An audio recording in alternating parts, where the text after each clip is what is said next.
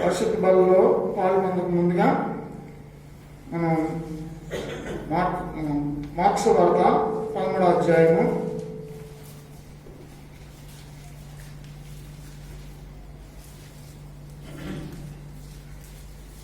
Marks వార్త 13వ అధ్యాయము 15 నుంచి 23 వచనాల వరకు మార్చి చదువుతున్నాం. అయ్యో, ఆ దినముల్లో గర్భిణులకు పాలిచ్చు వారికి శ్రమ.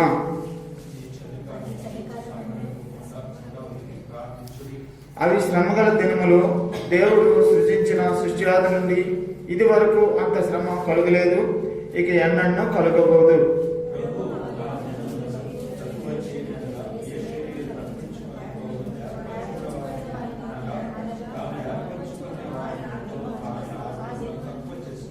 కాగా ఇదిగో క్రీస్తు ఇక్కడ ఉన్నాడు, అదిగో అక్కడ ఉన్నాడు అని ఎవడైనా మీకు చెప్పిన నమ్మకుడే.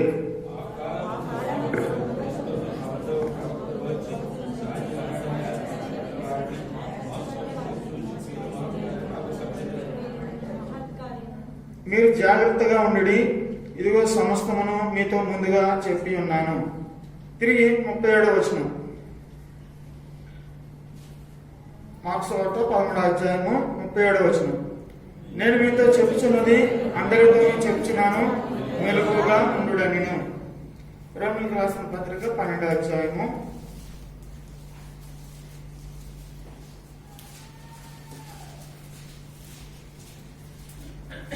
1-3 వచనాలు కలిపి చదువుకుందాం. కాబట్టి సహోదరులారా, పరిశుద్ధమును దేవునికి అనుకూలమైన సజీవ యాగముగా మీ శరీరములను ఆయనకు సమర్పించుకోండి. దేవుని వాత్సల్యమును బట్టి మిమ్మల్ని బతిమాలుకొచ్చున్నాను. ఇట్టి సేవ మీకు యుక్తమైనది. మీరు ఈ లోక మర్యాదను అనుసరింపక ఉత్తమమును అనుకూలమును సంపూర్ణమునైన దేవుని చిత్తమేదో పరీక్షించి తెలుసుకున్నట్లు మీ మనస్సు మారి నూతనమవుట వలన రూపాంతరము పొందుడి. తను తాను ఎంచుకున్న దానికంటే ఎక్కువగా ఎంచుకొనక, దేవుడు ఒక్కొక్కరికి విభజించి ఇచ్చిన విశ్వాస పరిమాణం ప్రకారము తాను స్వస్థ బుద్ధి గలవాడొకటికే తగిన రీతిగా తను ఎంచుకోవాలని నాకు అనుగ్రహింపబడిన కృపను బట్టి మీలో ఉన్న ప్రతి వారితోనూ చెప్పుచున్నాను. దేవుని సహాయం కొరకు ప్రార్థన చేసుకున్నాం.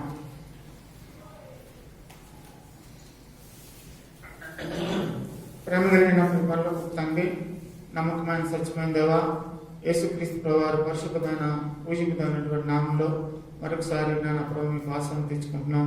ప్రభావ తండ్రి, మీ బల చుట్టూ కూడా వచ్చినటువంటి మా జీవితాన్ని జ్ఞాపకం చేసుకున్నట్టు ప్రభావ తండ్రి, నన్ను యోగ్యమైన రీతిగా ప్రభావ మీకు బలలో నాన్న ప్రభావ తండ్రి నేను మేము చేయవేళ్ళకి కృప చూపించండి.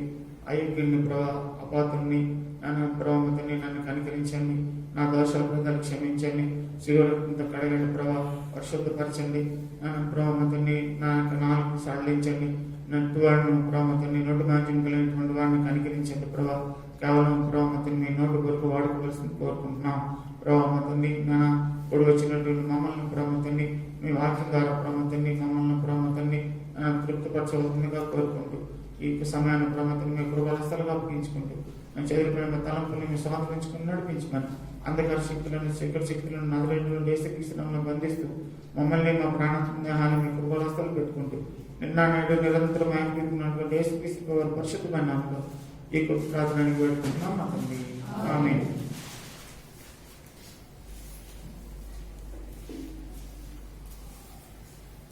ఇక్కడ చదువుకున్నటువంటి భాగంలో రోమీయులకు రాసిన పత్రిక 12వ అధ్యాయము. ఇక్కడ ఇది చాలాసార్లు మనం చదివినటువంటి భాగమే. ఇక్కడ అపోస్తలుడైన పౌలు రోమీయులకు రాస్తూ చెప్తున్నాడు ఏంటంటే, సహోదరులారా, పరిశుద్ధమును దేవునికి అనుకూలమైన సజీవ యాగముగా మీ శరీరములను ఆయనకు సమర్పించుకొని దేవుని వాత్సల్యమును బట్టి మిమ్మల్ని బతిమాలుకొనుచున్నాను. ఇట్టి సేవ మీకు యుక్తమైనది. ఈ యొక్క పరిచయం చేయాలంటే, అనగా ఈ సేవ చేయాలంటే, దేవుని ఇంట్లో ఈ యొక్క సేవ మనం కలిగి ఉండాలంటే కనుక మనం ఏం చేయాలంటే సజీవ యాగముగా మన శరీరములను ఆయనకు సమర్పించుకోవాలి. అనగా మనం ఈ యొక్క లోక సంబంధమైనటువంటి విధానంలో మనకి జీవితాలు ఉండకూడదు అనే విషయాన్ని జ్ఞాపకం చేస్తుంది. అనగా ఇంకా ఉన్న బలంగా మనం ఏం చేయాలంటే మా యొక్క శరీరాన్ని మనం ఆయనకి సమర్పించవలసినటువంటి వారు ఉంటున్నాం. అక్కడ చెబుతూ 2వ వచనంలో ఆయన చెప్తా ఉంటున్నాడు, మీరు ఈ లోక మర్యాదను అనుసరింపక ఉత్తమమును అనుకూలమును సంపూర్ణమునైన దేవుని చిత్తం ఏదో పరీక్షించి తెలుసుకున్నట్లు మీ మనస్సు మారి నూతనమవటం వలన రూపాంతరము పొందుడి. ఇక్కడ చెప్పబడుతున్న మాట ఏంటి? మీరు ఈ లోక మర్యాదను అనుసరింపక. ఈ లోక మర్యాద దేవుని యొక్క ఉద్దేశాలకి వ్యతిరేకంగా ఉండేది ఉంటుంది. మానవులుగా మనం ఏం చేస్తున్నాం అంటే ఈ లోక సంబంధమైన విధానంగా తలుస్తూ ఉంటుంటాం. ఈ లోక సంబంధమైన విధానంలోనే మనం వెళ్తున్నటువంటి వారు ఉంటాం. దేవుని వాక్యం మనం హెచ్చరిస్తున్న ప్రకారంగా మనం వెళ్ళడానికి మనం సిద్ధపడేటటువంటి వారు ఉంటాం. ఇక్కడ అందు గురించి ఆయన చెప్తున్నాడు ఏంటంటే, మీరు ఈ లోక మర్యాదను అనుసరింపక ఉత్తమమైనటువంటిది, అనుకూలమైనటువంటిది, సంపూర్ణమైనటువంటి దేవుని చిత్తము ఇక్కడ చెప్పబడుతూ ఉంది.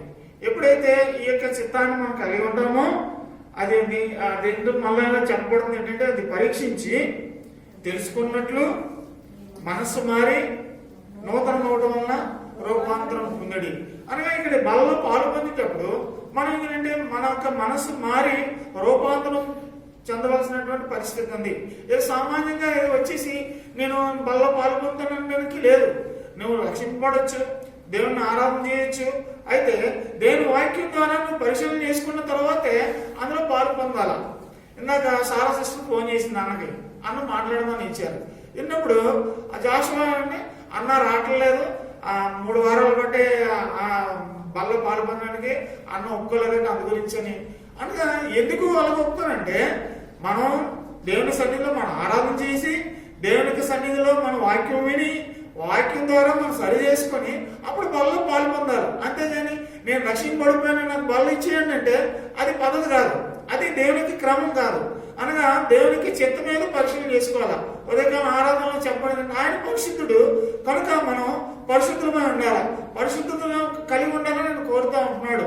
దేవుని చిత్తాన్ని తెలుసుకున్న విషయంలోనూ చూడండి, 1 యోహాను పత్రిక 1వ అధ్యాయము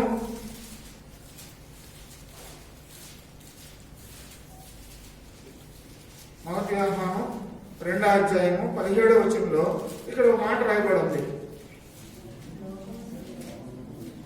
ఈ లోకమును దాని ఆశ గతింపవచ్చున్నా కానీ దేవుని చిత్తం జరిగించేవాడు నిరంతరమును నిలిచును. దేవుని చిత్తమును జరిగించేవాడు నిరంతరం అంటే ఆయన చిత్తం ఏదైందో మనం అడగాల. ఆయన చిత్తం జరిగిస్తే మనం నిరంతరం నిలిచేటటువంటి వారికి ఉంటాం. అంటే దీని ఉద్దేశం ఏంటంటే ఈ లోకంలో ఎలా కావాలో జీవిస్తామని అది కాదు. అనగా మనము దేవుని యొక్క ఉద్దేశాన్ని మనం ఎరిగినప్పుడు, అనగా ఈ లోకంని దాని ఆశని ఆయన గతించిపోయిన మనం ఎరిగి మన యొక్క శరీరాన్ని మనము సజీవ యాగంగా ఆయన సమర్పించుకున్నప్పుడు ఆయన ఉత్తమమైనటువంటిది, అనుకూలమైనటువంటి, సంపూర్ణమైన దేవుని చిత్తాన్ని మనం అడగవలసినటువంటి వారికి ఉంటున్నాం. కీర్తన గ్రంథం చెప్పబడింది, పరిశుద్ధత అన్నిటికీ నీకు మందిరానికి అనుకూలంగా చెప్పబడుతూ ఉంది. అనగా మన దేవుడు పరిశుద్ధుడు కనుక మనం పరిశుద్ధపరచుకోవాలా. పరిశుద్ధపరచుకుని ఆ యొక్క పరిశుద్ధ బలలో మనం పాలు పొందవలసినటువంటి వారు ఉంటున్నాం. అనగా మనం ఏదో నేను రక్షింపబడిపోయాను, నేను నా పాపాలను దేవుని తొప్పేసుకున్నాను, నేను బాప్తిసం తీసుకున్నాను కనుక నేను ప్రతి వారం అందులో నేను పాల్పొందుతాను అనడానికి లేదు. కనుక 1 కొరింథీ పత్రిక 11వ అధ్యాయం చెప్పబడుతుందంటే ప్రతివాడు తను తాను పరీక్షించుకొని అలాగ చేసి ఏం చెప్పబడతా ఉంది. అనగా మనం పరీక్షించుకోవాలా, మనం పరిశీలన చేసుకోవాలా, ఎప్పటికప్పుడు మనం నూతనపరచుకోవాలా, మనం ఎప్పటికప్పుడు మారు మనసు పొంది మనం రూపాంతరం చెందాలా.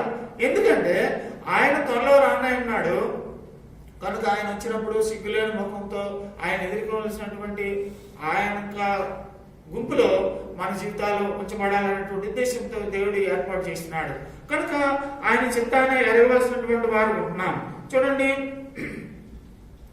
ఇక దేవుని చిత్తాన్ని ఎరిగేటటువంటి విషయంలో చూడండి, 1 తెస్సలోనికీ పత్రిక 4వ అధ్యాయంలో అపోస్తలుడైన పౌలు తెస్సలోనికీకి రాస్తూ ఇక్కడ ఏంటి దేవుని చిత్తము అంటే 4వ అధ్యాయము 3వ వచనంలో చెప్పబడుతుంది, మీరు పరిశుద్ధుల్లో ఒకటి అనగా మీరు జాగ్రత్తలకు దూరముగా ఉండుటే దేవుని చిత్తము. అనగా దేవుని చిత్తము ఏం చెప్పబడుతుందంటే మీరు పరిశుద్ధులు ఒకటి అనగా జాగ్రత్తలకు దూరముగా ఉండుటే. అనగా జాగ్రత్తం అనగా మనం భౌతిక సంబంధం తలుస్తూ ఉంటాం. ఈ ఆత్మీయమైనటువంటి జాగ్రత్తం అనేది చాలా భయంకరమైనటువంటిది. అనగా ఇదేంటంటే మనం ప్రభువును కలిగి ఉండి లోకాన్ని కలిగి ఉండి లోకంతో స్నేహం ఉంటూ మనము ఉండేటటువంటి పరిస్థితిని జ్ఞాపకం చేస్తూ ఉంది. అనగా భౌతికంగా జాగ్రత్తం అంటే మనకు తెలుసు. అయితే ఈ ఆత్మీయమైన జాగ్రత్తం గురించి ఇక్కడ చెప్పబడుతుంది. అక్కడ మనం పరిశుద్ధంగా ఉంచబడాలంటే ఈ జాగ్రత్వానికి దూరంగా ఉండాలి.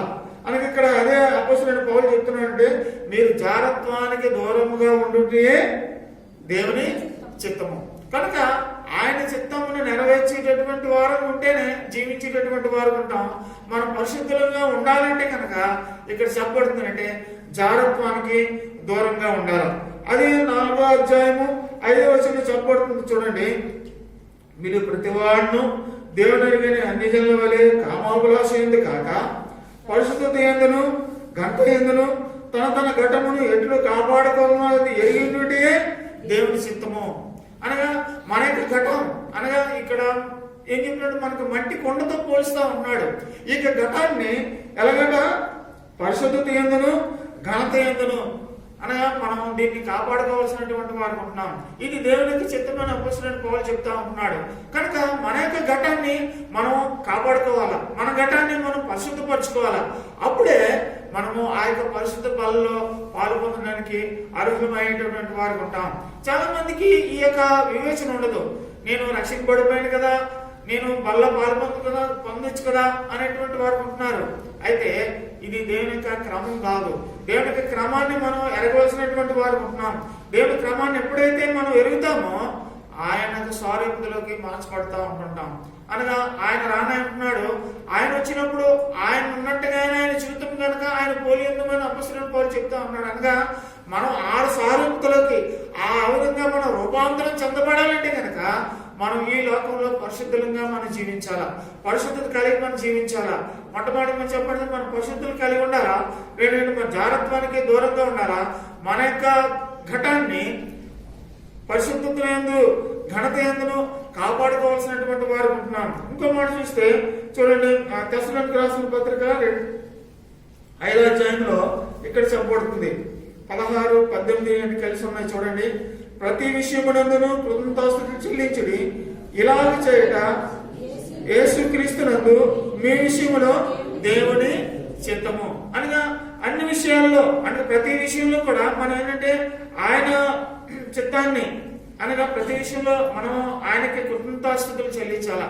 అనగా ఈ లోకంలో మనకేంటుంటది, దుఃఖం ఉంటది, సుఖం ఉంటది, ఆనందం ఉంటది, సంతోషాలు ఇవన్నీ ఉంటాయి. ఈ అన్ని పరిస్థితుల్లో కూడా మనం ఏం చేయాలంటే మనం దేవునికి కృతజ్ఞతాస్తుతులు చెల్లించాలా.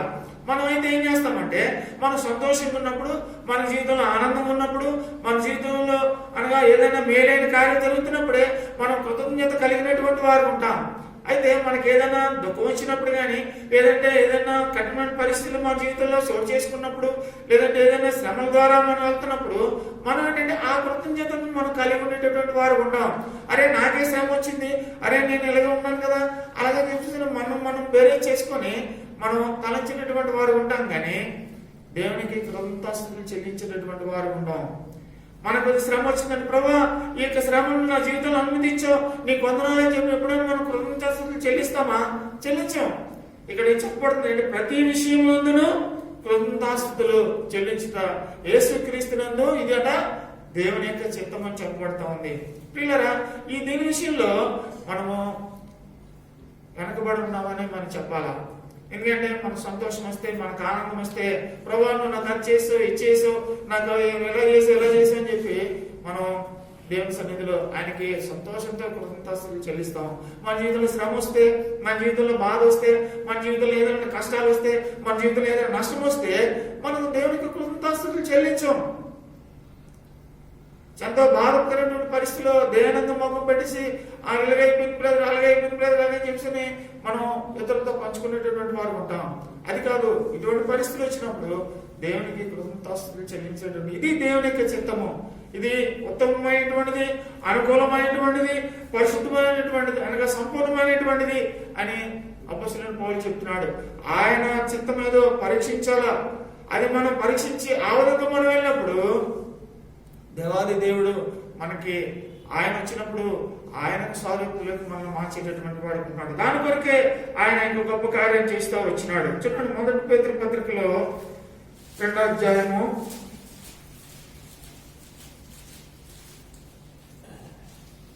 1 పేతురు పత్రిక 2వ అధ్యాయము 15వ వచనంలో చెప్పండి, చూడండి. ఏలైనగా మీరింట్లో యుక్త ప్రవర్తన గలవారే, అజ్ఞానముగా మాట్లాడువ మూర్ఖుల నోరు మూయట దేవుని చిత్తము.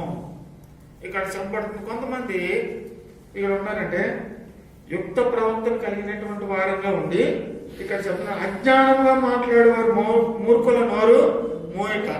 అనగా కొంతమంది చాలా అజ్ఞానంగా మాట్లాడుతూ ఉంటుంటారు. ఇది ఎవరంటే లోకస్తులు కాదండి. అనగా దేవుని ప్రజలైనటువంటి వారు, దేవుని రక్తంతో నూచింపబడినటువంటి వారే. వారు ఏంటంటే కొన్ని వారికి ఉన్నటువంటి బలహీనతను బట్టి వారు ఏం చేస్తుంటే కొన్నిసార్లు అజ్ఞానంగా మాట్లాడుతున్నటువంటి, అనగా మూర్ఖంగా మాట్లాడేటువంటి పరిస్థితులు ఉంటాయి. అక్కడ అటువంటి వారికి నోర్లు మూయించవలసినటువంటి పరిస్థితులు ఉంటాయి.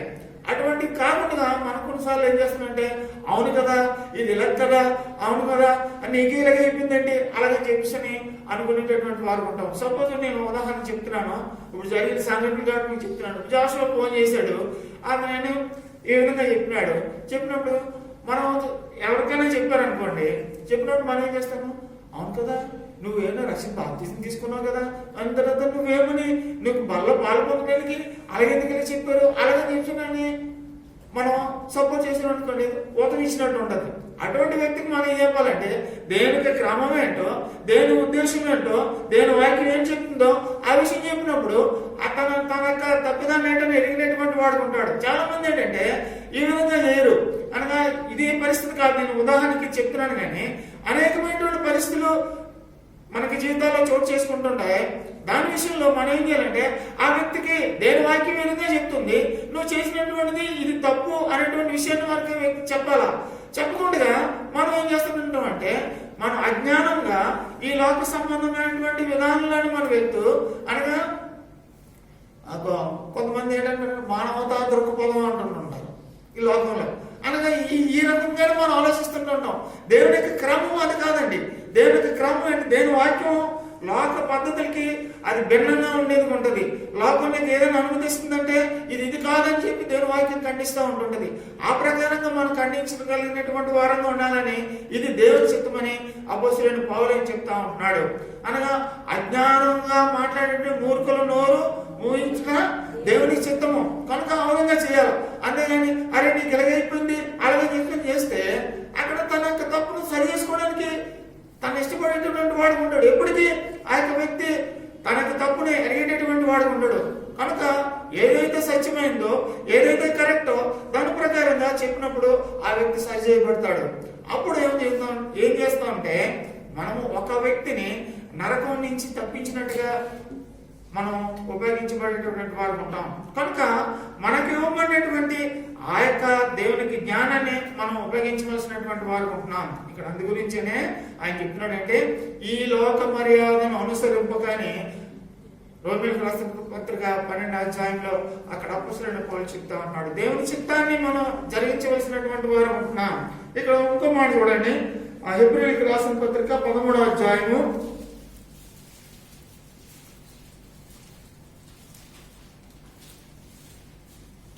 21వ వచనం, 20, 21 ఉన్నది కలిసి ఉన్నాయి. గొర్రెల గొప్ప కాపరి అయిన యేసును మన ప్రభువును నిత్య నిబంధనమైన సంబంధము రక్తమును బట్టి మృతుల నుండి లేపిన సమాధానకర్త దేవుడు యేసు క్రీస్తు ద్వారా తన దృష్టికి అనుకూలమైన దాన్ని మనం జరిగించు ప్రతి మంచి విషయంలోనూ తన చిత్త ప్రకారం చేయుటకు మిమ్మల్ని సిద్ధపరచును గాక.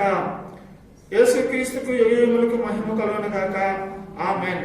ప్రతి మంచి విషయంలోనూ తన చిత్త ప్రకారము చేయుటకు అనగా ప్రతి మంచి విషయాలలోనూ దేవునికి చిత్తాన్ని మనం చేయడానికి మనం సిద్ధపడాలా. అనేక మంచి విషయాలు ఉన్నప్పటికీ అది మనం ఇది మంచిదే కదా అని వెళ్ళిపోతూ ఉంటుంటాం. ఈ మంచిది కూడా అది దేవునికి చిత్తమా అన్నటువంటిది మనం గ్రహించవలసినటువంటి వారు ఉంటున్నాం. దేవుని యొక్క ఉద్దేశాన్ని మనం వెళ్ళవలసినటువంటి వారు ఉంటున్నాం. లేకపోతే కనుక ఏమవుతుందంటే నష్టము అనుభవించినటువంటి వారు ఉంటాం. యేసుక్రీస్తు ప్రభు వారు ఆయన భూమి మీదకి వచ్చినప్పుడు ఆయన దేవునికి చిత్తాన్ని నెరవేర్చడానికి వచ్చినటువంటి వాడు ఉంటున్నాడు. యోహాను సువార్త 6వ అధ్యాయంలో ఆయన అదే మాట చెప్తా ఉంటున్నాడు. ఆయన నా చిత్తాన్ని నెరవేర్చుకోవడానికి, నా ఇష్టాన్ని నెరవేర్చుకోవడానికి నేను భూమి మీదకి రాలేదు. దేవుని యొక్క అనగా నా తండ్రి యొక్క చిత్తాన్ని, ఆయన ఇష్టాన్ని నెరవేర్చడానికి వచ్చినాము. అనగా ఆయన రక్తం చేత విమోచింపబడినటువంటి మనం కూడా ఆయన చిత్తాన్ని, ఆయన ఇష్టాన్ని మనం చేసేటానికి మనం సిద్ధపడవలసినటువంటి వారు ఉంటున్నాం. మన యొక్క ఇష్టాన్ని ఎప్పుడైతే ఆయన ఆయన రక్తంతో కొనుక్కున్నాడో మనం సొత్తు కాదు, ఆయన సొత్తు. ఆయన సొత్తుగా చేయమన్నప్పుడు మనం ఏం చేయాలంటే ఆయన చిత్తాన్ని చేయాలా, ఆయనకి ఇష్టమైన దాన్ని చేయాలా. ఆయనకి ఇష్టమైన దాన్ని చేయకుండా ఈ లోక పద్ధతులను అనుసరిస్తే కనుక నష్టం ఉన్నది అనేటువంటి విషయాన్ని ఇక్కడ అపోస్తలుడైన పౌలు చెప్తా ఉంటున్నాడు. అనగా ఏంటంటే మనం మారు మనసు పొంది రూపాంతరం పొందినటువంటి వారు ఉన్నాం. మనకు ఆశ ఏంటి, మనకు దృక్పథం ఏంటి, ప్రభు వచ్చినప్పుడు ఆయన ఎదుర్కోవాలా. అది మన యొక్క ఆశ ఉంది. ఆ యొక్క ఆశ నెరవేర్చబడాలంటే మనం ఏం చేయాలంటే మనం ఈ లోక మర్యాదను అనుసరించకూడదు. దేవునికి చిత్తాన్ని అనగా ఉత్తమమైనటువంటిది, అనుకూలము అయినటువంటిది, సంపూర్ణమైనటువంటి దేవుని చిత్తాన్ని పరీక్షించి తెలుసుకున్నట్లు మీకు మనసు మారే నూతన మోటలను రూపాంతరం పొందినని చెప్తా ఉంటున్నాడు.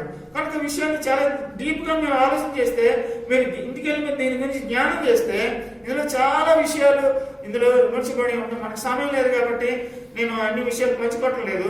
కనుక దేవుని చిత్తాన్ని మనం చేయవలసినటువంటి వారు. యేసుక్రీస్తు వారు తండ్రి చిత్తాన్ని నెరవేర్చడానికి ఆయన భూమి మీదకి వచ్చినాడు. ఆయన తండ్రి యొక్క ఇష్టాన్ని నెరవేర్చినాడు, ఆయన చిత్తాన్ని నెరవేర్చినాడు. కనుక ఆయన ప్రజలుగా చెప్పుకున్నటువంటి మనం కూడా ఏం చేయాలంటే యేసుక్రీస్తు ప్రభు తండ్రి చిత్రాన్ని ఏ విధంగా ఆయన నెరవేర్చినాడో మనం కూడా ఆయనకి ఏది ఇష్టమో, ఆయనకి ఏది అనుకూలమైనటువంటిదో, ఆయన ఏది కోరుతా ఉంటున్నాడో దాన్ని మనం చేయవలసినటువంటి వారు ఉంటున్నాం. ఆ విధంగా చేసినప్పుడు మనము దీవించబడేటటువంటి వారు ఉంటాం.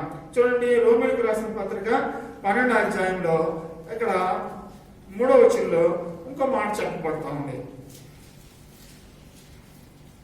రోమీయులకు రాసిన పత్రిక 12వ అధ్యాయము 3వ వచనంలో తన్ను తాను ఎంచుకొనదగిన దానికంటే ఎక్కువగా ఎంచుకొనక దేవుడు ఒక్కొక్కనికి విభజించి ఇచ్చిన విశ్వాస పరిమాణ ప్రకారము తాను స్వస్థ బుద్ధి గలవాడగటికే తగిన రీతిగా తాను ఎంచుకొనవాలని నాకు అనుగ్రహింపబడిన కృపను బట్టి మీలో ఉన్న ప్రతి వానితోనూ చెప్పుచున్నాను.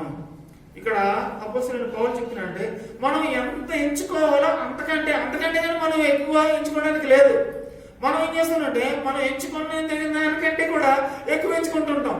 దీనివల్ల ఏముందంటే దేవుని ఇంట్లో దేవుని పని నష్టమైంది ఉంటుంది. కనుక నిలబడి నేను కానీ వెంటనే మీరు కానీ ఎవరైనా సరే కూడా మనం ఏంటంటే మనం ఎంతవరకు ఎంచుకోవాలంటే మనకు ఒక పరిమాణం ఇచ్చినాడు, అంతవరకే మనం ఉండాలి. అంతేగాని అంతకంటే మనం నేను అది చేస్తున్నాను అనేటటువంటి దృక్పథంలో మనం వెళ్తే కనుక ఏముందంటే అది నష్టం ఉంటుంది. ఇక్కడ అదే చెప్తా ఉంటున్నాడు. ఇక్కడ ఎంచుకొనక దేవుడు ఒక్కొక్కరికి విభజించి ఇచ్చిన విశ్వాస పరిమాణ ప్రకారము అని చెప్తా ఉంటున్నాడు. అనగా ఒక్కొక్కరికి విభజించి ఆయన ఒక పరిమాణాన్ని ఇచ్చినాడు. నీ విశ్వాస పరిమాణాన్ని బట్టి ఆయన నీకు ఒక పని ఇచ్చినాడు. ఆ పని మనం నెరవేర్గా ఉంటున్నాం. చూడండి, మత్తయి సువార్త 20వ అధ్యాయంలో యేసుక్రీస్తు ప్రభువు ఉపమాన రీతిగా ఒక సంఘటన ఆయన చెప్తా ఉంటున్నాడు. మత్తయి సువార్త 25వ అధ్యాయం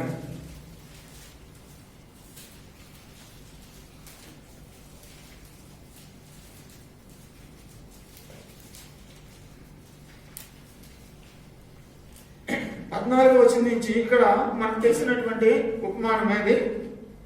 తెలిసినటువంటి భాగమే.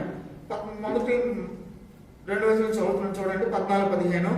పరలోక రాజ్యము ఒక మనుషుడు దేశాంతరమునకు ప్రయాణమై తన దాసులను పిలిచి తన ఆస్తిని వారికి అప్పగించినట్లుండును. అతడు ఒకనికి 5 తలాంతులను, ఒకనికి 2, ఒకనికి 1, ఎవని సామర్థ్యం చొప్పున వానికి ఇచ్చి వెంటనే దేశాంతరము పోయెను. ఇక్కడ గమనించవలసిన మాట ఏంటంటే, ఎవని సామర్థ్యం చొప్పున వానికి ఇచ్చినాడు. ఇక్కడ అపోస్తలుడు పౌలు చెప్తున్నాడు ఏంటంటే, వారి యొక్క విశ్వాస పరిమాణం అని చెప్తా ఉంటున్నాడు. అనగా నీకు విశ్వాస పరిమాణం ప్రకారం దేవుని ఇంట్లో నీకు పని అప్పగింపబడుతుంది. అంతేకాకుండా నువ్వు రక్షింపబడినప్పుడు నీకున్నటువంటి సామర్థ్యాన్ని బట్టి దేవుడు నీకు ఒక తలాంతు ఇచ్చినాడు. ఇక్కడ 3 వ్యక్తులు చెప్తా పడుతుంది. లోకాసు వార్తలో చూస్తే 19వ అధ్యాయంలో అక్కడ కూడా సేమ్ ఇదిగా ఉన్నది. కానీ అక్కడ 10 మందిని పిలిచి ఒక్కొక్కరికి ఒక్కొక్క మేనా ఇచ్చారని చెప్పబడుతూ ఉంది. అయితే ఇప్పుడు మనకు అది సందర్భం కాదు, కానీ ఇప్పుడు ఇక్కడ ఉన్నటువంటి తలం ప్రకారం మనం ఆలోచన చేస్తే ఇక్కడ 3 వ్యక్తులు ఉంటున్నారు. ఒకరికి 5 ఇచ్చినాడు, ఒకరికి 2 ఇచ్చినాడు, ఒకరికి 1 ఇచ్చినాడు. అంటే వారి యొక్క సామర్థ్యాన్ని బట్టి దేవుడు ఏం చేసినాడంటే విభజించి ఇచ్చినాడు. కనుక ఈయన ఏం చెప్పినాడు, ఆయన దేశాంతరం వెళ్ళిపోయి అక్కడ చూడండి, ఆయన తిరిగి వచ్చినటువంటి పరిస్థితిలో నీకు ఆయన 5 తలాంతులు ఇచ్చాను, నీకు 2 తలాంతులు ఇచ్చాను, నీకు 1 తలాంతు ఇచ్చాను. కనుక మీకు ఇచ్చినటువంటి దాన్ని బట్టి మీరు ఏంటేంటి సంపాదించారు అనేటువంటిది లెక్క ఆయన అడిగేటటువంటి వాడు ఉంటున్నాడు. మళ్ళీ మనం కూడా దేవుడు కూడా మనకి మనకున్నట్టు సామర్థ్యాన్ని బట్టి మనకు కొన్ని తలాంతులు ఇచ్చినాడు. మనకి ఏ తలాంతు ఇచ్చినాడో అది మనకే తెలుస్తుంది. ఎవరు కూడా మనం నాకు ఇచ్చిన తలాంతు మీకు తెలియదు, మీకు ఇచ్చిన తలాంతు నాకు తెలియదు అని ఒక్కొక్కరికి ఒక పరిమాణం చెప్పిన దేవుడు ఇచ్చినాడు. అది ఆత్మీయటువంటి పరిధిలో దాన్ని అర్థం చేసుకుంటే మనకి ఏ తలాంతు ఇచ్చినాడో మనం దాన్ని ఎంతవరకు దాన్ని నెరవేర్స్తున్నామో అనేటువంటి దాన్ని మనం అర్థం చేసుకోగలుగుతాం.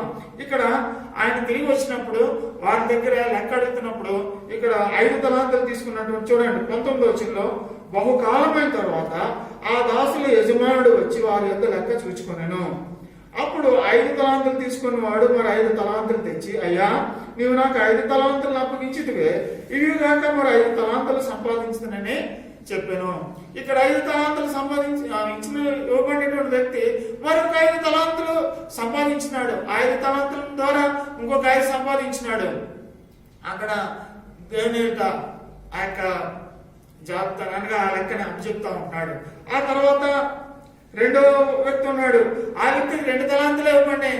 ఆ 2 తలాంతులు ఇవ్వబడినటువంటి వ్యక్తి ఆయన కూడా చెప్తున్నాడు, అయ్యా నువ్వు నాకు 2 తలాంతులు ఇచ్చావు, ఇదిగో ఈ 2 బట్టి ఇంకో 2 నేను 2 తలాంతులు సంపాదించానని చెప్పి అక్కడ లెక్క చెప్తా ఉంటున్నాడు. వీరిద్దరికి దేవాది దేవుడు ఆయన చెప్తున్నటువంటి మాట ఏంటంటే చూడండి, 10 తలాంతులు ఇచ్చినటువంటి వ్యక్తి గురించి చెప్తా ఉంటున్నాడు, బలా నమ్మకమైన మంచి దాసుడా, నీవి కొంచెంలో నమ్మకంగా ఉంటివి, నేను అనేకమైన వాటి మీద నియమించదును అని ఇక్కడ చెప్తా ఉంటున్నాడు.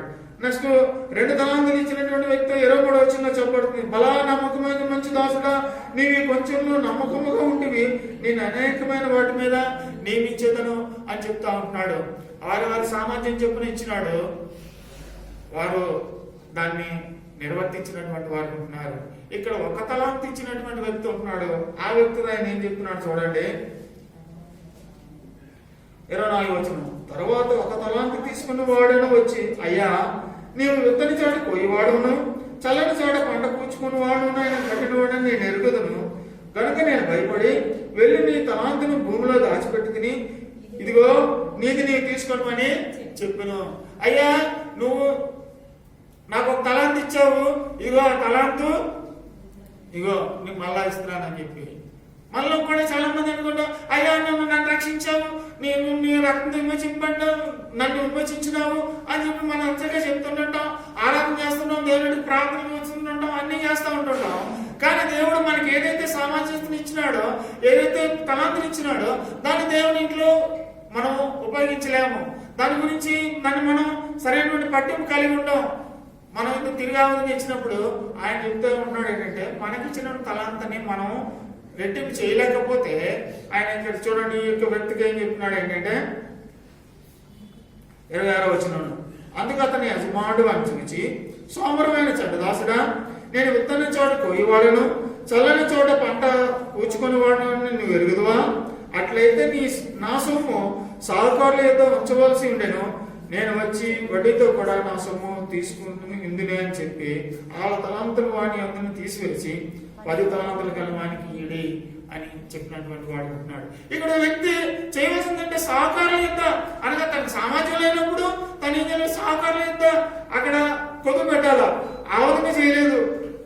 అనగా ఇక్కడ దీని ఉద్దేశం ఏంటంటే, నీకు శక్తి లేనప్పుడు ఆ యొక్క సామాన్యం అనగా నీకు ఇవ్వబడిన తలాంతు రెట్టింపు చేయలేనప్పుడు అనగా ఇక్కడ ఏం చెప్పబడుతుందంటే, దేవునికి ప్రేరేటువంటి వారు ఎంతో ప్రయాసపడుతున్నారు, వారు ఎంతో దేవుని యొక్క పనిలో వాళ్ళు పాలు పొందుతున్నారు. పాలు పొందినప్పుడు నువ్వేం చేయాలంటే వారికి సహకారంగా ఉండాలా. వారికి నీకు ప్రార్థన ద్వారా వాళ్ళు నీ సహకారాన్ని అందించాలా. నీకు అవైలబిలిటీ ఉన్న టైంలో వారికి ప్రోత్సాహాన్ని ఇచ్చినటువంటి విధానం ఉండాలి. ఆ విధంగా చేయడం ద్వారా నీ తలాంత రెట్టింపు అవుతుంది, ఐదుగా ఉంటుంది. ఇక్కడ ఉద్దేశం అది.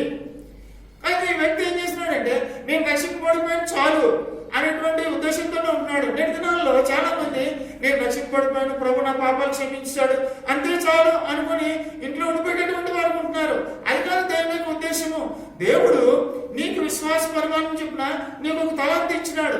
ఆ తలాంతిని నువ్వు రెట్టింపు చేయవలసినటువంటి వాడు ఉంటున్నావు.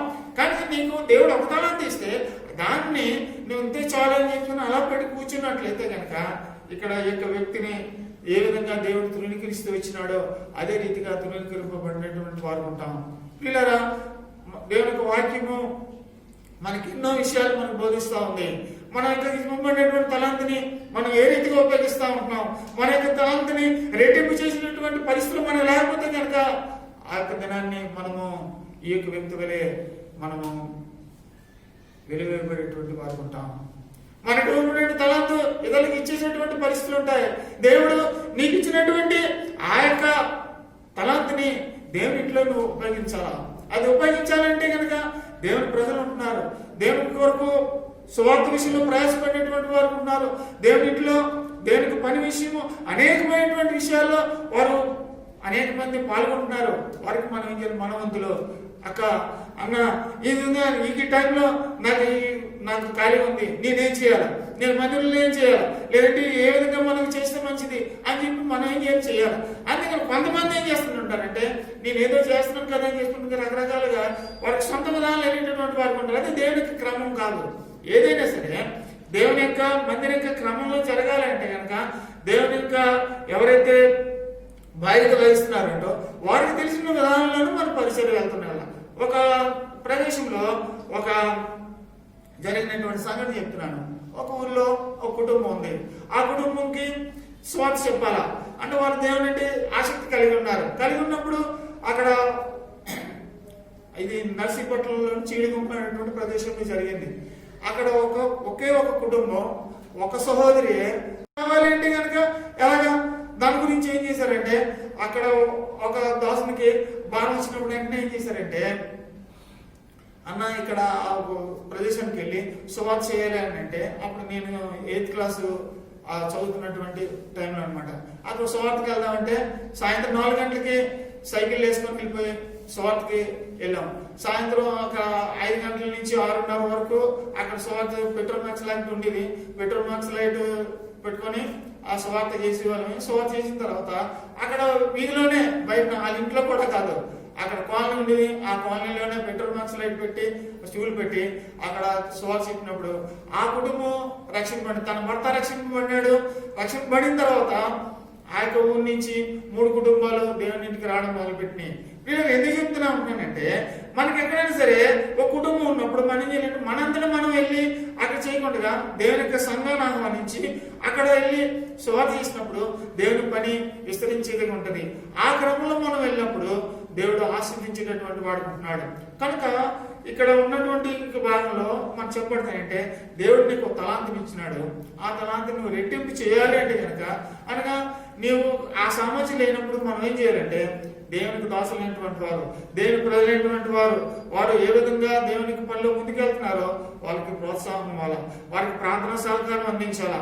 ఆ విధంగా చేసినప్పుడు నీ తలాంతో రెట్టింపు అయ్యేది ఉంటుంది. నువ్వు ఒక తలాంతిని 2 చేసుకోవాల్సినటువంటి పరిస్థితులకి నువ్వు వచ్చేటటువంటి వాడు ఉంటావు. లేదంటే కనుక ఆ ఒక తలాంతి నీతో ఉండిపోతుంది.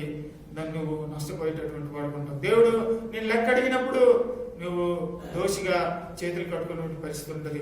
ఆ పరిస్థితి రాకుండా మనం ఏం చేయాలంటే, ప్రభా నువ్వు నాకైతే తలాంతి ఇచ్చినావో అది నేను గ్రహించడానికి నీ జ్ఞానం ఈ ప్రభా అని చెప్పి మనం ఏం చేయాలంటే దేవునికి పనిలో ముందుకు వెళ్ళినప్పుడు దేవుడు ఆశీర్వదించినటువంటి వాడు ఉంటాడు. చూడండి రండి, మార్క్స్ వార్త 13వ అధ్యాయం.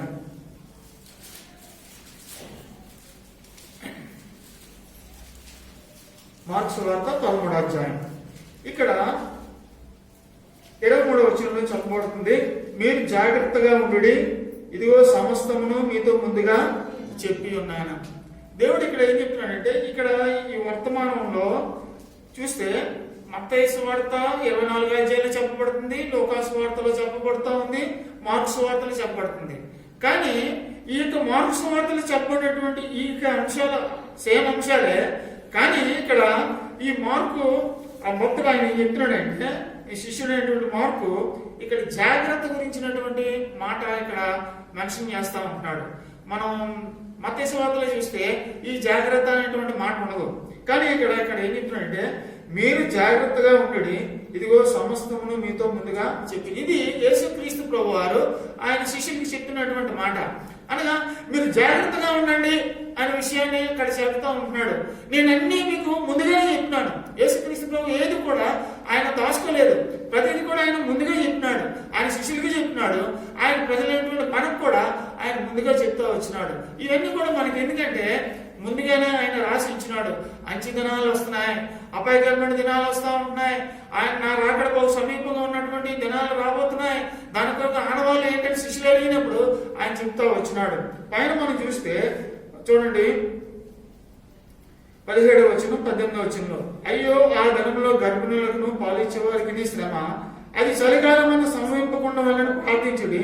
అవి శ్రమగల దినములు, దేవుడు సృష్టించిన సృష్టి ఆది నుండి ఇంతవరకు అంత శ్రమ కలగలేదు, ఇక ఎన్నెన్నో కలగబోదు. నేనున్నటువంటి పరిస్థితులు ఒకసారి మనం ఆలోచన చేస్తే ఇటువంటి సందర్భం మనం ఆలోచన చేయవలసి ఉంటుంది. ఇక్కడ ఏం చెప్పబడిందంటే, గర్భిణులకు పాలిచ్చే వారికి శ్రమ. మన వార్తలో చూసినప్పుడు ఒక గర్భంలో ఉన్నటువంటి ఆ సహోదరికి వైరస్ సోకింది, గర్భస్థంలో ఉన్నటువంటి శిశువు కూడా వచ్చింది. ఒక స్త్రీకి చూస్తే ప్రసవించిన తర్వాత ఆమెకి వైరస్ వచ్చింది, ఆమె ద్వారా బిడ్డకి వైరస్ వచ్చినటువంటి. ఇటువంటి సమయంలో ఆమె తన పాలు ఇవ్వలేదు. అనగా ఇక్కడ ఇది ఒక శ్రమ. నేను ఇది ఆలోచన చేసినప్పుడు, నేను దేవుని వాక్యం చదివినప్పుడు నాకు ఇదే జ్ఞాపకం వచ్చింది. అరే ప్రభు ఏ విధంగా చెప్పినాడేమో అని చెప్పి ఇది నాకు తలంపు, అంతేగాని ఇది ఖచ్చితంగా నేను చెప్పడం లేదు. ఎందుకంటే గర్భిణులకు పొగచ్చి వారికి శ్రమ అంటే ఇది కూడా ఆలోచన చేసినప్పుడు అయ్యో ఈ విధంగా ఉన్నది. నెక్స్ట్ ఇంకోటి ఏంటంటే, అది ఏం చెప్పబడుతుంది చూడండి, అది చలికాలం ముందు సంభవింపకుండా వాళ్ళని ప్రార్థించుడి. ఇక్కడ ఈ వైరస్ గురించి అయితే మనకి అనగా బాగా శీతలా ఉన్నటువంటి వాతావరణంలో ఈ వైరస్ ఎక్కువ వ్యాప్తి చెందుతుందని చెప్పి చెప్తా ఉంటున్నారు. ఇది నేను అనుకున్నాను ఈ కరోనా వైరస్ గురించేమో అని చెప్పి నేను అనుకుంటూ వచ్చినాను. పిల్లరా ఎందుకు చెప్తున్నానంటే, ఇవి దేనికో లేఖన భాగాల్లో ఈ మనకి రాయబడితే వచ్చినాయి. ఇవన్నీ కూడా చూడండి, వైరస్ అది శీతాకాలము కొద్ది ఎండకి వచ్చినప్పటికీ ఇది స్టార్ట్ అవుతూ వచ్చింది చైనాలో కానీ అన్ని కూడా. అయితే అన్ని కూడా ఇప్పుడు అంతా కూడా వేసవకాలము అది ప్రభుత్వం వచ్చింది. అదే కనుక అక్టోబర్లో కానీ ఇది స్ప్రెడ్ అయినట్లయితే కనుక చాలా విపరీతంగా అది ప్రపంచం అంతటా అది విస్తరించేది ఉన్నది. అయితే దీని నుంచి కూడా దేవుడు అని చెప్తున్నాడంటే, ఏర్పరచబడిన వారి నిమిత్తము ఇది ఆ దినాలు తక్కువ చేయబడతాయని. అంటే దీని నుంచి దేవుడు ఉపశమనం కలుగు చేస్తాడు. అనేక మంది పరిశుద్ధులు ప్రార్థన చేస్తూ ఉంటున్నారు, దీనికి వ్యాక్సిన్ రాబోతుంది, అయితే దాని నుంచి దేవుడు ఉపశమనం కలుగు చేస్తాడు. అంటే ఇది దేని కొరకు అంటే మన యొక్క భక్తి, మన యొక్క శక్తిని బట్టి కాదు, ఏర్పరచబడినటువంటి వారి నిమిత్తము దేవుడు ఆ దినాల్ని తక్కువగా చేస్తాడని చెప్పబడతా ఉంది. కనుక ఇక్కడ మళ్ళా చూస్తే 32వ వచనంలో 33వ వచనం, మార్క్స్ వార్త 13:33, జాగ్రత్త పడుడి, మెలకుగా నుండి ప్రార్థన చేయడి, ఆ కాలం ఎప్పుడు వచ్చినో మీకు తెలియదు. ఇక్కడ 37వ వచనంలో, నేను మీతో చెప్పుచున్నది అందరితోనూ చెప్పుచున్నాను, మెలకువగా నుండుడే నేను. అనగా ఏదైతే నేను మీతో చెప్తున్నానో అందరికీ, అనగా భూజనులందరికీ కూడా ఈ మాట చెప్తా ఉంటున్నాను కనుక మెలకువగా ఉండండి అనేటువంటి విషయాన్ని ఆయన చెప్తా ఉంటున్నాడు, జ్ఞాపకం చేస్తా ఉంటున్నాడు. ఈ దినాల్లో మనం చూస్తే అనేకమైనటువంటి సంఘటనలు ఒకదాని మీద ఒకటి వచ్చేస్తా ఉంటున్నాయి. అనగా మనం ఎక్కడ చూస్తే చూడండి, ఇంతకుముందు వినేదానికంటే కూడా తరచుగా ఈ యొక్క వారం 10 దినాల్లోనే అనేకమైనటువంటి తుఫాన్లు వచ్చినాయి, అనేకమైన భూకంపాలు వచ్చినాయి, అనేకమైనటువంటి ఉపద్రవాలు చోటు చేసుకుంటున్నాయి, అనేకమైనటువంటి పరిస్థితులు, అగ్ని ప్రమాదాలు జరుగుతున్నాయి, అనేకమైనటువంటి ఆస్తి నష్టం జరుగుతుంది. ఈ దేశం ఆ దేశం లేదు, ఆ వ్యక్తి ఈ వ్యక్తి లేదు, చిన్నవాళ్ళ మొదలుకొని పెద్ద అనగా గొప్ప గొప్ప అధికారంలో ఉన్నటువంటి వారికి కూడా ఈ వైరస్ చెప్తా ఉన్నది. అయితే ఇదేం చెప్తుందంటే ఆయన రాకడ బహు సమీపం ఉన్నటువంటి విషయాన్ని మనకు జ్ఞాపకం చేస్తుంది. కనుక జాగ్రత్త పడి మెలకువగా ఉండి ప్రార్థన చేయండి అని చెప్తున్నప్పుడు అనేక మంది కనీసం ఏ విధమైనటువంటి చలనం లేనటువంటి పరిస్థితుల్లో ఉండేటటువంటి వారు ఉంటున్నారు. అనేక మంది బాధితులైనటువంటి వారు ఉంటున్నారు. వారు తిని త్రాగి సుఖించినటువంటి పరిస్థితులు ఉంటున్నాయి. పిల్లరా, నీవు మెలకుగా ఉంటున్నావా లేదో ఒకసారి పరిశీలన చేసుకోవాలా. నీవు దేవుని ప్రజల విషయంలో అనగా ఈ యొక్క శ్రమల విషయంలో అయ్యో దేవుని రాకడ వచ్చేస్తుంది, నేను ఏ విధంగా సిద్ధపడాలి అనేటువంటి విషయాన్ని మనం గుర్తిస్తున్నాం లేదో ఒకసారి పరిశీలన చేసుకోవాలా. ఇక కరోనా వైరస్ గురించి చాలా మంది ఏం చేస్తున్నారంటే ఈ శానిటైజర్ పెట్టాలా, ఇవన్నీ పెట్టాలి, అన్ని క్లీన్ చేసి, ఇది మనకి ఏం చెప్తుందంటే మన భౌతికంగా మన శరీరానికి వైరస్ సోకకుండా మనం ఏ రీతిగా ఈ లోకంలో ఉన్నాం, ఈ లోకంలో వైరస్ ఉంది, అది కంటికి కనపడలేదు, అది ఏ రూపంలో ఉన్నది కూడా డాక్టర్లు కూడా కనిపెట్టలేదు. అయితే మాత్రం అక్కడ చేస్తే కనుక ఏమవుతుంది, మనకు ఆ వైరస్ అందుతుంది. అదే రీతిగా మన ఆత్మీయ జీవితంలో ఆలోచన చేస్తే ఈ లోకంలో పాపం అనేటువంటిది మనకి అది ఇది ఎలాగనగా చెప్పి మన కంటికి కనపడలేదు, కానీ దాని నుంచి మనం భద్రపరచుకోవాలని దేవుని వాక్యం చెప్తా ఉంది. ఏ రీతిగా మన శరీరాన్ని శుభ్రపరచుకోవాలో శానిటైజర్ తోటి అంత కూడా యేసుక్రీస్తు ప్రభు రక్తము మనకి అందుబాటులో ఉంది. కనుక మనం ఏం చేయాలంటే ఏ రీతిగా మనం ఈ రీతిగా శరీరాన్ని భద్రపరచుకుంటున్నామో మన ఆత్మీయ జీవితాన్ని అదే రీతిగా మనం భద్రపరచుకోవాలంటే విషయాన్ని ఇది మనకు బోధిస్తా ఉంది. అనేక మంది దీన్ని చాలా చులకనగా తీసుకుంటున్నాం. మన శరీరంగా మనం జీవించే దాని కొరకు మనం మన యొక్క ఏర్పాట్లు కలిగి ఉంటున్నాం, కానీ మన యొక్క ఆత్మీయ జీవిత విషయంలో దీనికి సరైనటువంటి అవగాహన లేకున్నటువంటి వారు ఉంటున్నాం. దేవుని వాక్యం హెచ్చరిస్తా ఉంది. కనుక నీవు దీనికంటే కూడా ఉన్నతమైనటువంటిది ఆ యొక్క యుగాలైనటువంటి ఆ యొక్క పరలోక రాజ్యము, ఆ యొక్క రాజ్యం కొరకు నువ్వు సిద్ధపడాలా. ఆ రాజ్యం కొరకు నిన్ను నా ప్రాణం అర్పించి శిలువలో నా రక్తం కాల్చి నేను నిన్ను కొనుక్కున్నాను. అయితే నువ్వు ఏ రీతిగా నువ్వు నా కొరకు జీవిస్తా ఉంటున్నావు, ఏ రీతిగా నీ యొక్క జీవితాన్ని ఈ లోకంలో నా కొరకు నా రాకడ కొరకు నువ్వు సిద్ధపాటు చేసుకుంటున్నావు అనేటువంటి విషయాన్ని దేవుడు ప్రశ్నిస్తా ఉంటున్నాడు. ఈ బలలో చేయవేయక ముందుగా నువ్వు పరిశీలన చేసుకోవాల్సింది ఏంటంటే ప్రభు నీకు ఇచ్చినటువంటి తలాంతిని నువ్వు రెట్టింపు చేసుకున్నటువంటి స్థితిలో నీ జీవితం ఉందా? ఆయన వచ్చినప్పుడు నువ్వు జాగ్రత్త పడినటువంటి వాడుకుంటున్నావా? నువ్వు మెలకుగా ఉండేటువంటి స్థితిలో నీ జీవితం ఉందా? లేదంటే విడిచిపెట్టేటువంటి పరిస్థితి ఉంటాయి. అనేకమైన సంఘటనలు జరుగుతూ ఉన్నాయి. ఇక వైరస్ ఇప్పుడున్న పరిస్థితులు కూడా చూస్తే మొన్నటి వరకు చాలా తక్కువగా ఉంది, కానీ ఇప్పుడు అలా విస్తరిస్తూ ఉంది. ఆ WHO, ఆ వరల్డ్ హెల్త్ ఆర్గనైజేషన్ వారు ఇచ్చినటువంటి ప్రకారం చూస్తే ఇదే పరిస్థితులు కొనసాగితే కనుక డిసెంబర్కి మన ఇండియాలో 65 కోట్ల మంది ఇక వైరస్ బారిన సకానికి సగం ఇక వైరస్ బారిన పడతారనేటువంటి విషయాన్ని హెచ్చరిక చేస్తూ ఉంది. ప్రియులరా, ఇది ఎవరికైనా రావచ్చు, కానీ ఈ లోకాన్ని మనం ఒక దినాన్ని విడిచిపెట్టాలా. అయితే ఈ లోకాన్ని విడిచిపెట్టినప్పుడు ప్రభుత్వం ఉండేటటువంటి నిరీక్షణ మనకుందా? ప్రభుత్వం ఉంటామనే నిర్ధారణ మనకుందా? లేకపోతే కనుక ఒకసారి పరిశీలన చేసుకుందాం, సరి చేసుకుందాం. ప్రభా, ఎంతవరకు నేను మెలకుగా లేను, నేను ప్రార్థనలో వెనుకబడినటువంటి జీవితం ఉంది, నేను పతన జీవితంలో ఉంటున్నాను, నీవు నాకు ఇచ్చినటువంటి తలాంతిని రెట్టింపు చేసుకున్న పరిస్థితిలో లేను, నువ్వు నా విశ్వాస పరిమాణం ప్రకారం నువ్వు నాకు తలాంతిని ఇచ్చావు, ఆ తలాంతిని నేను ప్రభా నేను రెట్టింపు చేయలేకపోయినా ప్రభు నాకు మెలకుని అనుగ్రహించి నాకు జ్ఞానం దయచే అని చెప్పి ప్రభు సన్నిధిలో మనం ప్రార్థన చేసుకొని మనం సరి చేసుకొని మన రీతిగా ఆ యొక్క శరీరంలోనూ రక్తంలో పాల్గొనడానికి దేవుడు మనకు సహాయం చేయను కాదు.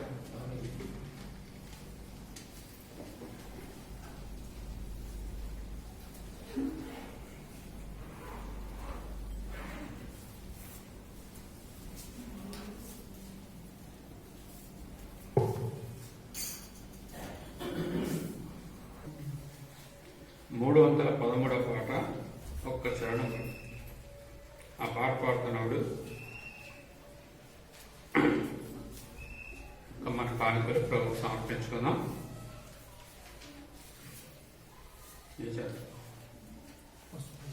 మొదటి చరణం ఒకటే పాడతాం, దాంట్లో త్వరగా. జాగ్రత్త భక్తులార పిలుపిదే ప్రభు యేసు వేగవచ్చును. జాగ్రత్త భక్తులార పిలుపిదే ప్రభు యేసు వేగవచ్చును. వందనం హోసన్నా వందనం హోసన్నా. రాజాధిరాజు వచ్చును, రాజాధిరాజు వచ్చును. విను మాటము పూరాధ్వనియు ప్రధాన దూత శబ్దము. విను మాటము పూరాధ్వనియు ప్రధాన దూత శబ్దము. జాగ్రత్త భక్తులార పిలుపిదే ప్రభు యేసు వేగవచ్చును.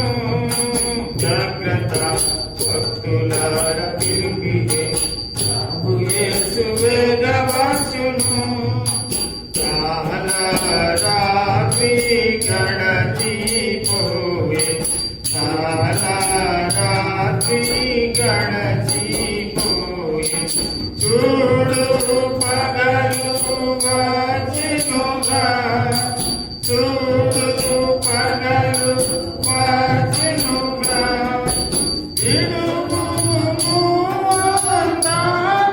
అందాలయను, విడుము అందాలయను. ధరించుము. జాగ్రత్త భక్తులార పిలుపిదే ప్రభు యేసు వేగవచ్చును. జాగ్రత్త భక్తులార పిలుపిదే ప్రభు యేసు వేగవచ్చును.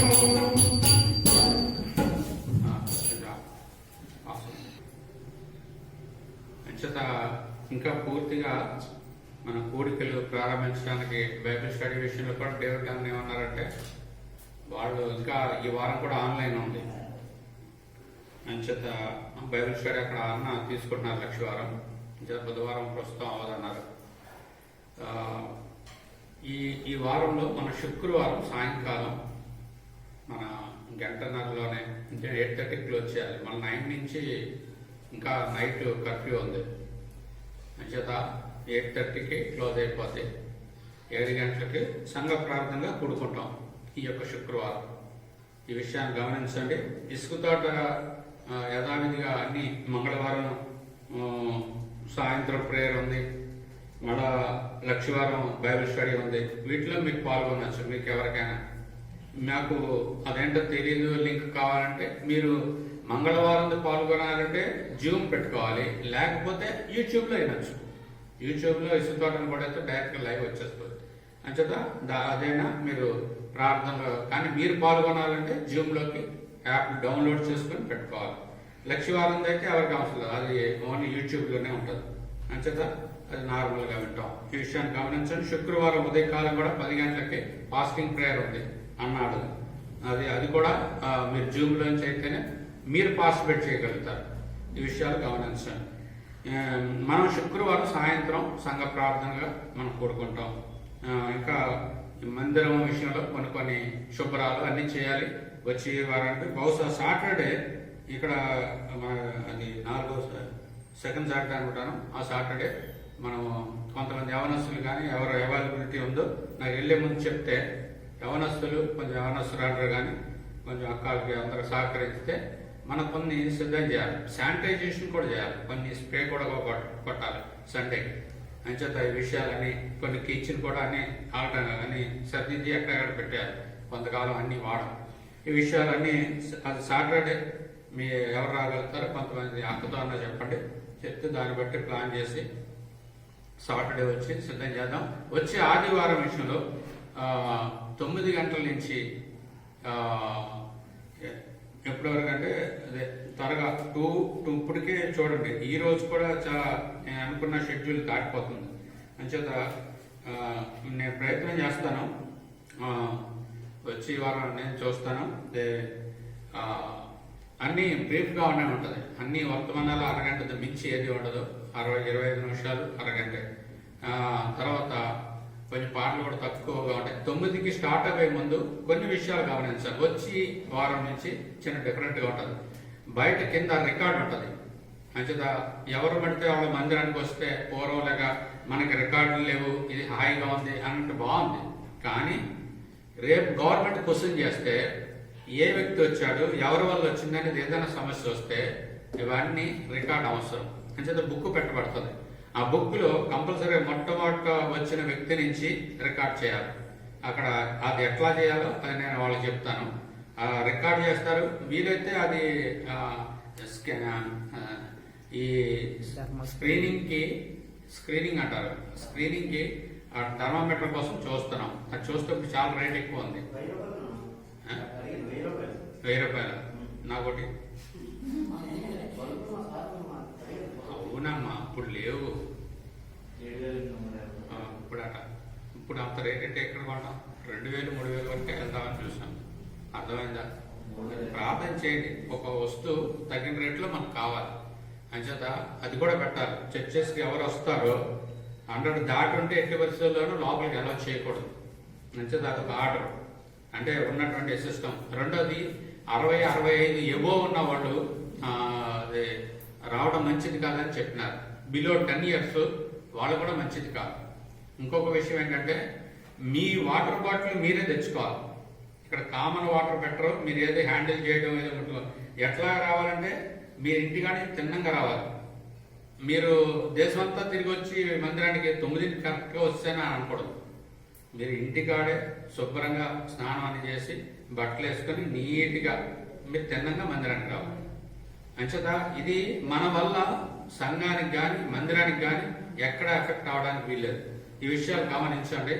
అంచేత త్వరగా ఎంతో కాలం నుంచి మందిరం లేదు అనుకున్న వాళ్ళు రండి. కానీ ఇక్కడ కూడా మేము చెప్తామాట, చాలా డిస్టెన్స్లోనే కూర్చోవాలి. చాప్ ఒకళ్ళే ఉంటారు. అలాగా మ్యాక్సిమం అటు 3 ఇటు 3 లైన్లే నడుస్తాయి. అది ఎట్లాగా అవుతుందో మరీ ఎక్కువ మంది అవుతే అప్పుడు కింద కూడా పెట్టాల్సి వస్తుంది. అంటే కింద పెద్దవాళ్ళు కింద ఉంచేయడం అన్న జరుగుతుంది. అంతమంది వస్తారో లేదో అది ఇవన్నీ ప్లాన్ చేసి డిసైడ్ చేస్తాం. అయితే వచ్చే వారం ట్రయల్ రన్. నిజంగా అందరూ వచ్చేస్తారు మన సంఘం అంటే మాత్రం 2 షిఫ్ట్లు అవుతుంది. ఒక షిఫ్ట్లో మాత్రం నేను చేయలేదు. నేను చేయాలంటే అందరినీ ఇలా క్లౌడ్గా కూర్చోబెట్టలేదు. ఒకేసారి మేము వచ్చేస్తామంటే అవ్వదు. అదేం చేయాలనేది తర్వాత లేటర్ అని తెలుస్తుంది. అంటే ప్రస్తుతానికి 9 గంటల నుంచి లెక్క ప్రకారం 10, 11, 11:30 క్లోజ్. అది నా డైరెక్షను. అంటే మ్యాక్సిమం నేనే చూస్తాను. ఎలాగ టైం ముందు ఎగ్జాంపుల్గా నేను చూడాలి కదా, అంటే అవకాశం ఎవరికి ఇవ్వకుండా నేను చూస్తాను. మ్యాక్సిమం 11:30కి క్లోజ్ చేసేస్తాను. ఎందుకంటే మీరు ఇంటికి వెళ్ళి వంట చేసుకుంటారు. ఎవరికి ఇక్కడ కొన్ని రోజులు ఈ ఏ ఫుడ్ ఐటమ్ ఏది కూడా పెట్టడానికి మనకు లేదు. ఎందుకంటే ఎంత తక్కువగా ఎంత టైం గడిపితే అంత మంచిది. అంచేత ఎవరన్నా వచ్చినప్పుడు దూరం నుంచే ప్రైజ్లాడు చెప్పండి. ఎవరికైనా ప్రార్థన చేయాలని దూరంగా నుంచినే మనం ప్రార్థన చేయడం జరుగుతుంది. ఈ విషయాన్ని గమనించండి, సహకరించండి. మీరు కూడా సంఘంలో ఏం జరుగుతుంది, ఏంటి విషయాలు మీరు పంచుకోవాలి. భారం కలిగి ఉండదు. ఈ లాక్డౌన్లో కూడా ఈ కొన్ని వాక్యాలు రాశారు కొంతమంది. ఎంత జోసెఫ్ గారు, ఐజియా కంటిన్యూగా ఉంటూ మిగిలిన కొంతమంది సహకరిస్తూ వచ్చారు. కొంతమంది అసలు ఏమీ పట్టింపలేదు. కొన్ని జరుగుతూ ఉంటాయి దేవుని పనులు. అసలు దేవుడి ఇల్లు ఎలా ఉంది, ఎలా ఉన్నాయి విషయాలు, నేను ఏమన్నా చేయగలుగుతాను. ఇంకా కొన్ని ఉన్నాయి మనం చేయవలసినవి కూడా. అంచేత వీటన్నిటి కోసం ప్రార్థన చేయండి. ఒక థర్మామీటర్ ఇది ఒకటి తీసుకోవాలి. అది సరైనది, ప్రభు అనుగ్రహించాలి. ఇవన్నీ కొన్ని జాగ్రత్తలు ఉన్నాయి. మీరు అందరూ సహకరిస్తేనే కానీ నేను చేయలేను. ఎందుకంటే ఇది నా ఒక్క పని కాదు. ముందు ఒక వ్యక్తి రావాలి, అక్కడ రికార్డు మెయింటైన్ చేయాలి, అక్కడ కూడా ఒకరు ఉండాలి. ఇవన్నీ ఎవరి పనులు వాళ్ళు చేయాలి. అంచేత ఈ విషయాన్ని గమనించి సిద్ధపడండి. ఇంతవరకు ఇట్లా బండి నడిచింది, కానీ ఈ రోజు ఎవరైతే పనుల్లో పాలు పంపులు తీసుకోలేదు, గృహాలు ఆరాధన చేసుకున్నారు, వాటి లాస్ట్ ఛాన్స్ గా ఈ రోజు మా ఇంటి దగ్గర బ్రెడ్ వైన్ ఉంటుంది, అది వచ్చి తీసుకోవచ్చు. ఈ విషయాన్ని గమనించాను. అంచేత అందరూ సోషల్ డిస్టెన్స్ అంచేత సాయంత్రం కూడా 5కి క్లోజ్ చేసేస్తాం. ఒక రోజు ఏమైందంటే అసలు నేను చెప్తున్నాను, జాషువాది లేట్ గానే వచ్చాడు, అంటే మధ్యాహ్నం వచ్చాడు. అతను 2:30 ఎప్పుడో వచ్చాడు. అసలు వచ్చేటడికి అందరూ అయిపోయిందని క్లోజ్ చేశాను. అరే బాబు క్లోజ్ చేశాను, సారీ రా అని చెప్పాను. అది అయిపోయింది. ఆ తర్వాత ఏంటంటే ఆ తర్వాత వారం రాలేదు. ఏం రాలేదు అంటే తర్వాత నేను అడిగాను, తనకు అవ్వట్లేదు, పని అంతా 4 అయిపోతుంది, అక్కడే షాప్ దగ్గర 4 అయిపోతుందంట, అంచేత రాలేదు. ఆ తర్వాత కూడా అడిగితే తర్వాత కూడా అదే స్టోరీ చెప్పారు. అంచేత విషయం ఏంటంటే ఈ రోజు ఏంటంటే అసలు అమ్మ 3 రోజులు ఇంకా ఆ తర్వాత రాలేదు. నేను చెప్తాను కదా, ఒక వారం ఇంకా అందరూ అయిపోయారు కదా అని నేను 2 తర్వాత క్లోజ్ చేస్తాను. అది నేను సారీ చెప్పాను, పోలేకపోవడం ఉంచలేదని. వాక్యం విని వచ్చే వాళ్ళకి నేను ఉంచాలి, అది నాకు ఎందుకో మైండ్ లో అది నేను చెప్పాను. కానీ తర్వాతే నేను బాధ్యుని కాదు. ఆ తర్వాత 6 వరకు ఉంచాం. అంచేత ఇది విషయం. ఓకే, ప్రార్థన చేద్దాం. ఎవరు ఒక్కోసారి అభ్యంతర పడతారు, సరి చేసుకుంటారు, ప్రభు కృప చూపిస్తారు. ఓకే, ప్రార్థన చేద్దాం. అంటే మరి ఈ విషయాలు కూడుకోవడానికి కొంచెం